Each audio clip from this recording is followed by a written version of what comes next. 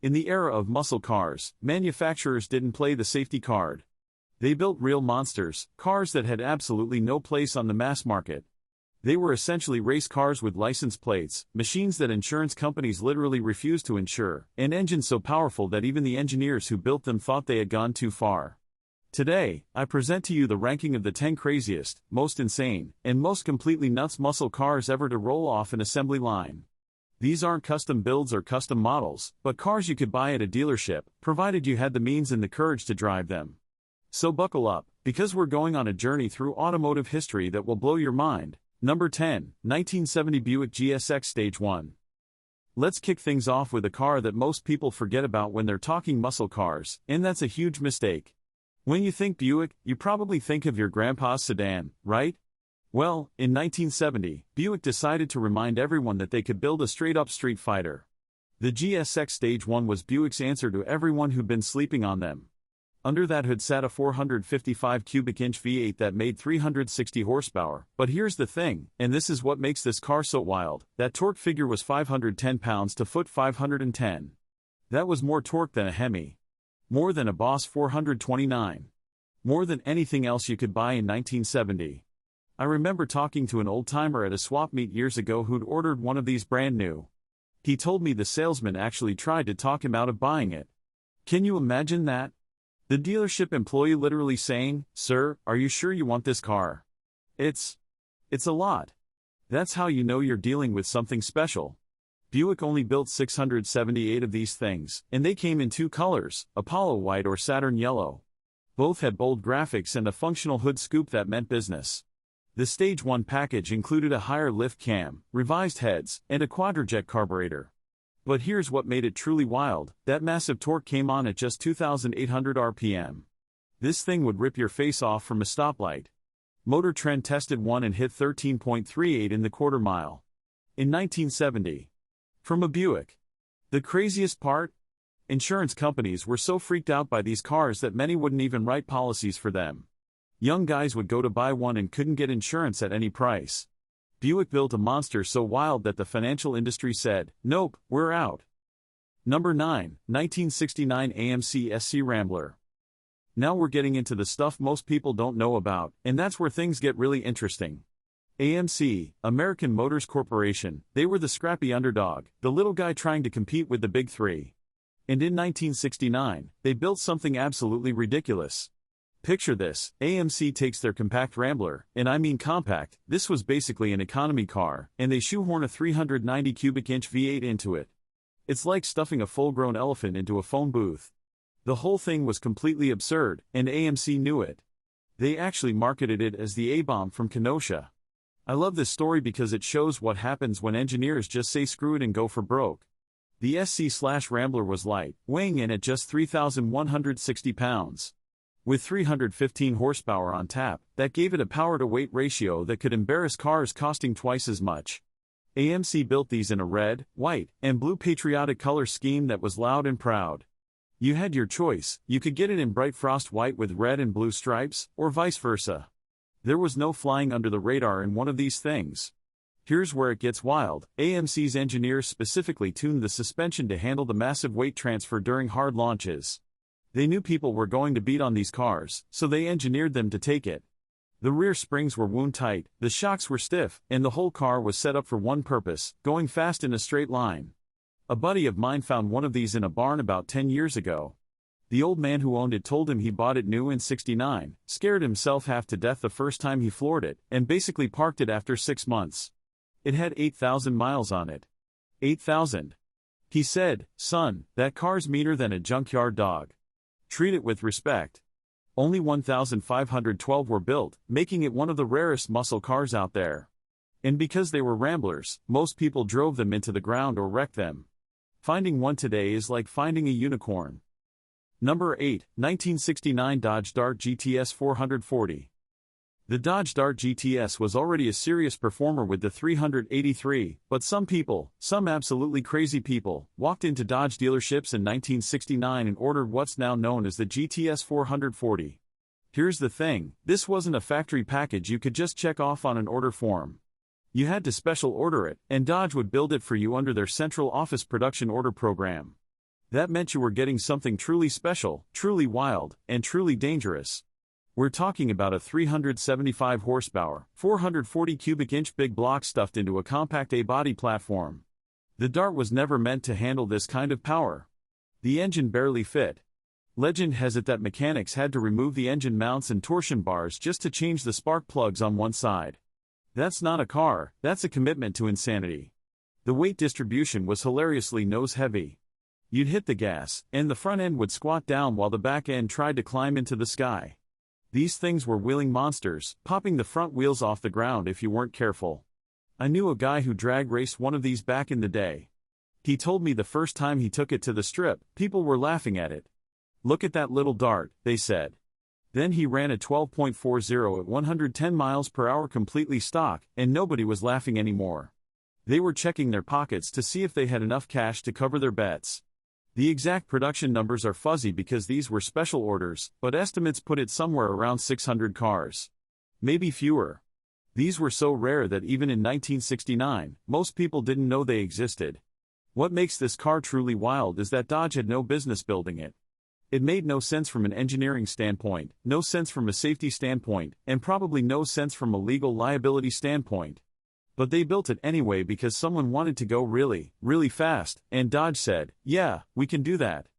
Number 7, 1971 Plymouth Hemi Cuda convertible. Alright, let's talk about unicorns. You'll probably never see one unicorns. The 1971 Hemi Cuda convertible is one of the rarest, wildest, and most valuable muscle cars ever built, and there's a reason for that. By 1971, the muscle car party was winding down. Insurance costs were skyrocketing, emissions regulations were coming down the pipeline, and manufacturers were backing away from the horsepower wars. But Plymouth said, "You know what? One more time. One more year of absolute madness." The Hemi Cuda was already an icon, but the convertible version? That was next-level crazy. You're talking about a 426 Hemi engine, that legendary, race-bred monster, in a convertible body. Let that sink in. A convertible. A body style that's inherently less rigid, less structurally sound, and they're putting 425 horsepower through it. Plymouth only built 7 of these. 7. In the entire world, there are only 7 1971 Hemi Cuda convertibles. To put that in perspective, you're more likely to meet someone who's been to space than to meet someone who owns one of these cars. I've only seen one in person, and it was behind velvet ropes at an auction where it sold for over $3 million. $3 million. For a car that someone could have bought new for around $5,000. But here's what makes it wild beyond just the rarity. Imagine driving one of these with the top down. You've got 425 horses screaming behind you, that Hemi sound bouncing off buildings, and nothing but open air above you. It's visceral. It's raw. It's probably terrifying. The Hemi engine was a race motor that Plymouth detuned just enough to be street legal. It had dual 4-barrel carbs, forged internals, and a reputation for being virtually bulletproof. But it was also expensive, temperamental, and required premium fuel and constant maintenance. A guy I used to know in the business told me a story about seeing one of these at a car show in the 80s. Back then, before everyone realized how rare they were, it was just sitting there in a parking lot. No security, no ropes. He said the owner let him sit in it, and he spent 20 minutes just gripping that steering wheel, imagining what it would be like to drop the top and open it up on an empty highway. The 71 was also the last year for the Hemi in Plymouth's production cars. After that, it was gone. So this convertible represents the absolute end of an era, the final hurrah of American muscle's golden age. And they only made 7 of them. Completely wild. Number 6, 1970 Chevelle SS 454 LS6. Now we're getting into the heavy hitters. When people talk about the peak of the muscle car era, this car right here is Exhibit A. The 1970 Chevelle SS 454 with the LS6 engine was Chevrolet's atomic bomb. This was them saying, "You think you're tough? Watch this."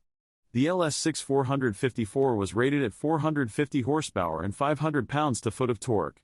Those are the factory numbers. The factory numbers. Everyone knew it made more. Independent testing later suggested the LS6 was probably making closer to 500 horsepower at the crank. Chevy underrated it because they were scared of insurance companies, scared of regulations, scared of lawyers. But they built it anyway. What made the LS6 special wasn't just the raw numbers. It was how Chevy achieved them. We're talking about an 11.25 to 1 compression ratio, aluminum intake manifold, big valve heads, a solid lifter cam, and a Holley 4-barrel carburetor. This was a race engine with turn signals. The LS6 Chevelle could run low 13s in the quarter-mile bone stock. Put some slicks on it and a decent driver behind the wheel, and you were looking at high 12s. In 1970, that was absolutely bonkers for something you could drive to work every day. Here's a great story. My uncle's best friend bought one of these new. He was a GM employee, got a discount, and thought he was buying a fast car to cruise around in. First week he had it, he rolled up to a stoplight next to a new Corvette. The Corvette driver revved his engine, clearly wanting to go. The light turned green, and my uncle's buddy just nailed it, didn't even think about it. The Chevelle launched so hard it snapped the rear axle. Just completely broke it. The car coasted to a stop, and he had to call a tow truck. The Corvette driver stopped, came back, and asked what happened. When he found out, he just said, "Good Lord, what do you have in that thing?" That's how strong the LS6 was, so powerful it could destroy its own drivetrain. Chevy only built the LS6 for 2 years, and by '71 they'd already started detuning it.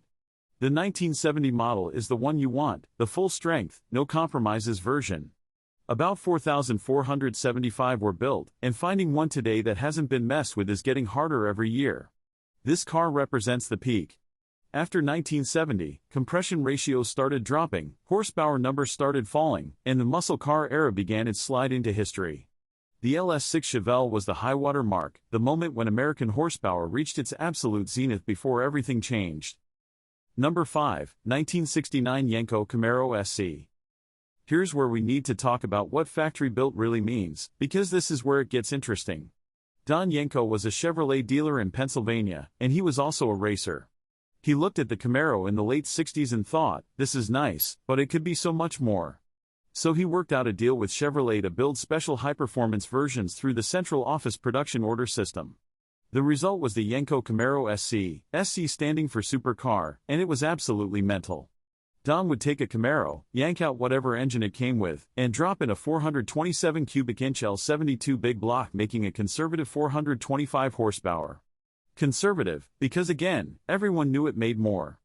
But here's what made it wild: this was essentially a factory-backed operation. These weren't back-alley shade tree builds. These were proper conversions done with Chevy's blessing, using Chevy parts, and they came with a warranty. You could finance one through MAC. It was official. The 1969 Yenko Camaro SC was a giant killer. It didn't care what you pulled up next to, Hemi Cudas, Boss 429 Mustangs, whatever. The Yenko would run with anything, and usually it would win. Quarter-mile times in the low 13s were common, and the car had the handling to back it up. I love this story about the Yenko. There was a street racing scene in Pittsburgh where these cars became legendary. One guy had a pristine Yenko Camaro, kept it perfect, barely drove it. Another guy had a beat-up one that he thrashed constantly. They'd meet up on weekend nights, and the guy with the beat-up Yenko would challenge everything that rolled through. One night, a guy shows up in a brand new 446-pack Roadrunner, talking trash about how Chevy couldn't build a real muscle car. They line him up, and the Yenko just walks away from the Mopar. Doesn't even break a sweat. The Roadrunner driver couldn't believe it. He thought maybe his car was broken. Nope, he just met a Yenko. Yenko built 201 Camaros in 1969. That's it. Just over 200 cars that were faster than anything else Chevy was officially selling. And because they were treated like regular cars by most owners, a lot of them got wrecked or worn out. Finding a real one today is tough, and they command massive money. What makes the Yenko wild is that it proved manufacturers were holding back. Don Yenko showed everyone what was possible when you stopped worrying about insurance companies and just built the fastest car you could. And Chevy supported him doing it. Number 4, 1970 Oldsmobile 442 W30. You know what's crazy? Oldsmobile built some of the wildest muscle cars of the era, but they don't get the respect they deserve. Everyone talks about Chevys and Mopars, but Oldsmobile was out there building absolute weapons. The 1970 Oldsmobile 442 W30 was a sophisticated brute. Under the hood sat a 455 cubic inch V8 with the W30 package, which meant you got cold air induction through those iconic scoops under the front bumper, a hotter cam, aluminum intake manifold, and a host of other performance goodies. Official rating was 370 horsepower, but come on, we all know that number was conservative. What made the W30 special was how well-rounded it was. This wasn't just a drag strip monster. The 442 handled. It had a sophisticated suspension setup, front and rear sway bars, and a chassis that could actually put all that power down through corners. You could take it to the drag strip on Saturday and autocross it on Sunday. The torque was the real story. With 500 pounds-to-foot available, the W30 had a mid-range punch that was absolutely devastating. You didn't need to wind it out to 6,000 RPM like some of the high-strung Fords. The Olds made its power down low, where you actually used it on the street. Here's a great memory. I had a customer years ago who brought in a W30 for some work. Original owner, bought it new in 1970, still had all the paperwork. He told me that when he picked the car up from the dealership, the salesman told him to be careful with it because it was a lot more car than most people needed. He drove it home, played with it for a few days, and then took it to the drag strip that weekend. First pass, he ran a 13.80. He was hooked. For the next 5 years, he beat on that car mercilessly, drag racing, street racing, highway pulls, you name it. And it never broke. The 455 was bulletproof. Eventually he got married, had kids, and the car sat in his garage for 30 years. When he brought it to me, it had 47,000 original miles and still ran like new. That's the beauty of these Oldsmobile engines, they were built to last. The W30 package also included a special fiberglass hood with functional scoops, color-keyed front bumper with air inlets, and special badging. Oldsmobile built 3,100 of them in 1970, which sounds like a lot until you realize how many have been wrecked or rusted away over the past 50-plus years.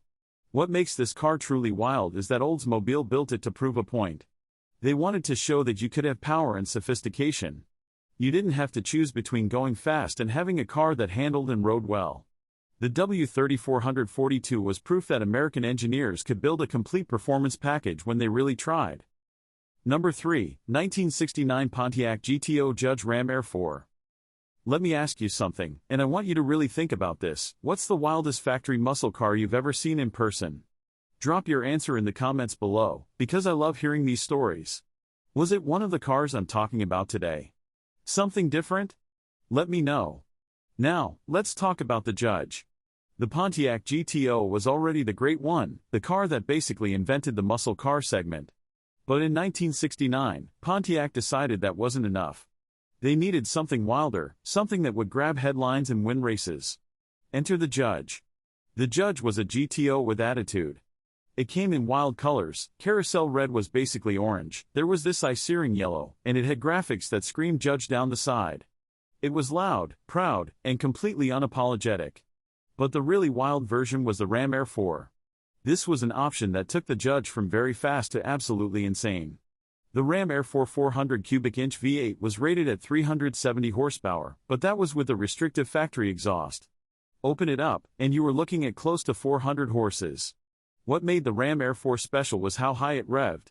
Most muscle car engines made their power down low and ran out of steam by 5,500 RPM. The Ram Air 4 had a high lift cam, special heads, and could pull all the way to 6,000 RPM. It was the closest thing to a race motor you could get from a factory. The Ram Air 4 also had unique round port heads, a special intake manifold, and an 800 CFM Rochester quadrajet carburetor. Pontiac's engineers knew they were building something special, so they made sure every component was up to the task.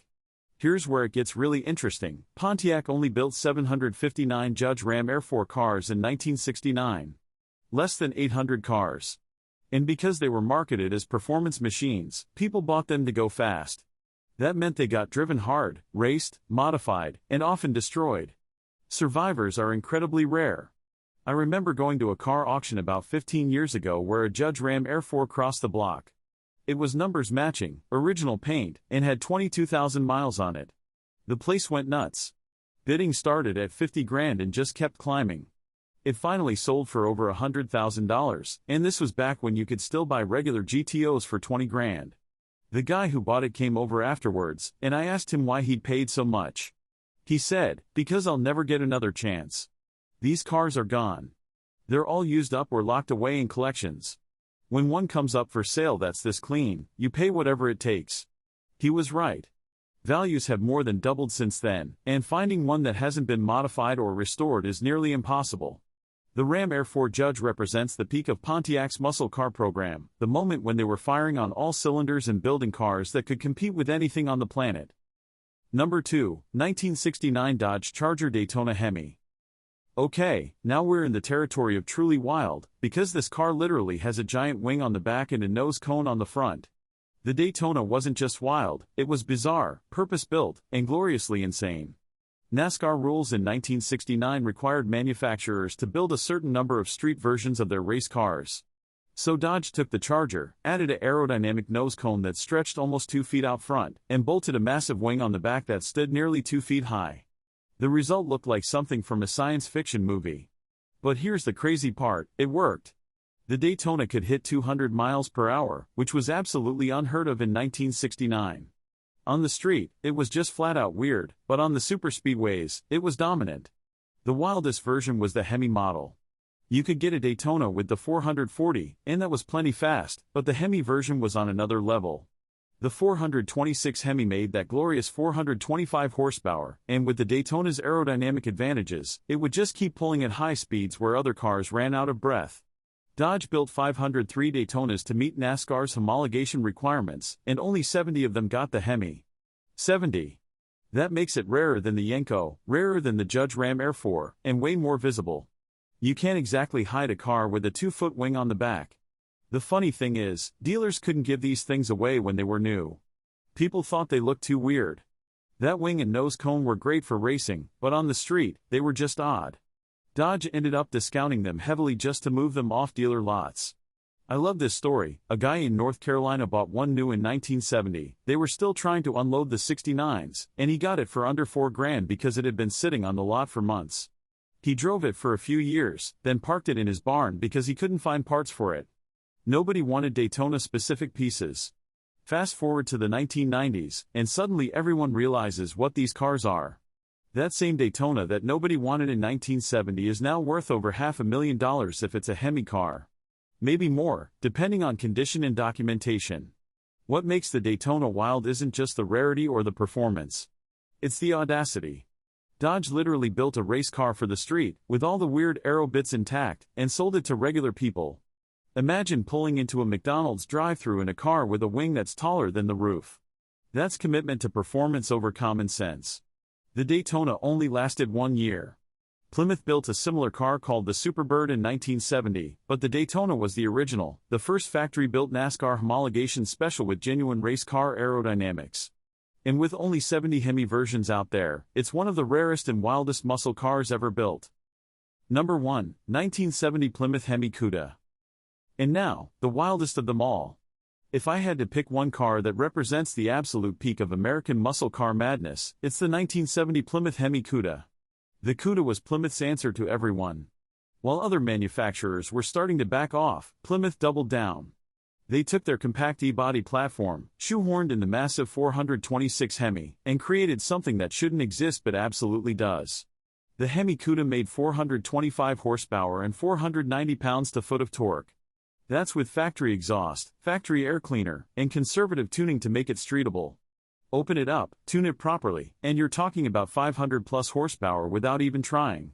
But the numbers don't tell the whole story. The Hemi was a race engine, period. It had mechanical lifters that needed adjustment, it required premium fuel, it needed constant maintenance, and it had a reputation for eating distributors and oil pumps. This wasn't a car for casual drivers. This was a car for people who were serious about going fast. The 70 Cuda is also gorgeous. Plymouth's designers nailed the styling, with aggressive lines, a shaker hood scoop that poked through the hood and moved with the engine, and a stance that looked ready to pounce. You could get them in wild colors, plum crazy, lemon twist, and violet, that matched the car's insane personality. Here's what makes the Hemi Cuda truly wild: Plymouth only built 652 of them in 1970. That's already incredibly rare. But here's the kicker, most of them were built with automatic transmissions. Only 284 got the 4-speed manual. If you want a 4-speed Hemi Cuda from 1970, you're hunting for one of less than 300 cars. I knew a guy who had one, bought it in the early 80s for $15,000 when that was still a lot of money for an old muscle car. He told me the first time he really got on it, he broke the rear end. Just snapped it. He upgraded to a Dana 60, and then broke that. Finally put in a full custom race rear end with heavy-duty axles, and that held up. The power was one thing, but it was the surge. The Hemi had a lag down low, and then when those secondaries opened and the engine came on the cam, it was like getting rear-ended by a freight train. The car would just explode forward, and if you weren't ready for it, you were going for a ride. These cars are now worth serious money. A numbers-matching Hemi Cuda in good condition will bring $250,000 at auction. Maybe more. The convertible we talked about earlier went for over $3 million, but even the hardtops are in the stratosphere. What makes the Hemi Cuda the wildest factory muscle car ever isn't just the performance, the rarity, or the looks. It's that Plymouth built it knowing full well that nobody needed a car this powerful, this aggressive, this completely over the top. They built it because they could, because the engineers wanted to see how far they could push things, and because for one brief moment in automotive history, you could get away with putting a race motor in a street car and calling it good. The Hemi Cuda represents everything that made the muscle car era special. It was excessive, impractical, borderline dangerous, and absolutely glorious. It's a car that could never be built today, wouldn't be allowed to exist under modern regulations, and stands as a monument to a time when American car companies were willing to take risks and build machines that put performance above everything else. So there you have it, the 10 wildest factory-built muscle cars ever. From the Buick GSX that insurance companies wouldn't touch, to the AMC Rambler that punched way above its weight, to the legendary Hemi Cuda that sits at the top of the mountain. These cars represent more than just horsepower numbers and quarter-mile times. They represent an era when manufacturers were willing to take chances, when engineers could talk management into building something completely insane, and when you could walk into a dealership and order a car that was basically a race car with turn signals. We'll never see another era like this. Modern safety regulations, emission standards, and legal liability make it impossible to build cars this raw, this uncompromising, this wild. And honestly, that's kind of sad. These cars had soul. They had personality. They were genuinely dangerous, completely impractical, and absolutely wonderful. Before you go, I need you to do something for me. If you enjoyed this video and want to see more content about classic American muscle, hit that subscribe button right now. Seriously, click it. And smash that like button too, it really helps the channel grow and lets me know you want more videos like this. I've got tons of stories and knowledge to share, and your support makes it possible. The muscle car era gave us some of the most incredible machines ever built. Every one of these cars has a story, and every survivor is a rolling piece of history. Whether it's the torque monster GSX, the underdog SC Rambler, or the king of them all, the Hemi Cuda, these cars remind us of a time when American automotive engineering was all about going faster, looking cooler, and not apologizing for any of it. Thanks for watching, folks. Keep the rubber side down, and I'll catch you in the next video. And hey, if you own one of these cars, or if you've got a story about seeing one in person, drop a comment below. I read every single one, and I love hearing from you. Until next time.